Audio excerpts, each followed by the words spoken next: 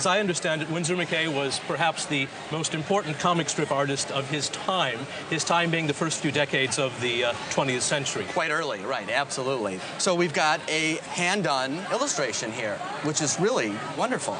The pen and ink original, actually it's in two pieces. I believe it's standard artist's board. Actually, you have three of them. We're just showing one today. Right. I have three complete comic strips, two others like this one. And it's from Little Nemo in Slumberland, which is probably thought to be his most famous strip. Right. Well, other than the comic strip, I know that he was an important pioneer in the development of animated films. He created a character called Gertie the Dinosaur. Exactly. I mean, he was actually an actor himself and was in vaudeville.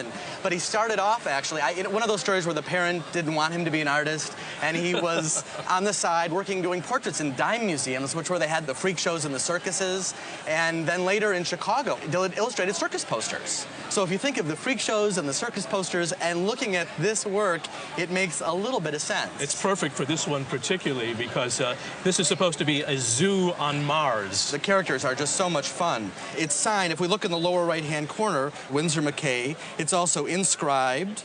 And I don't want to miss this. It's got the original label from the New York Herald. That was to show that it was actually published in the paper. It's dated 1909. Yes. How did you end up coming across these pieces by Winsor McCay? They're quite rare. When I was 20 years old, I spent the summer working in a summer stock theater in rural New Hampshire near Lake Sunapee. The Playhouse was an old barn that had been converted into a theater.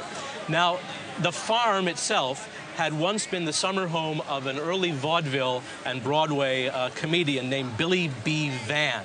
And that's the man to whom Winsor McCay has inscribed these. Oh, that's these. terrific. And one day I was poking around a storage shed in the barn, and I found these pieces, not framed, they were unprotected, loose leaf, in a pile of other materials that included Billy B. Van's old vaudeville arrangements. So he'd left them there? He had left them there to rot.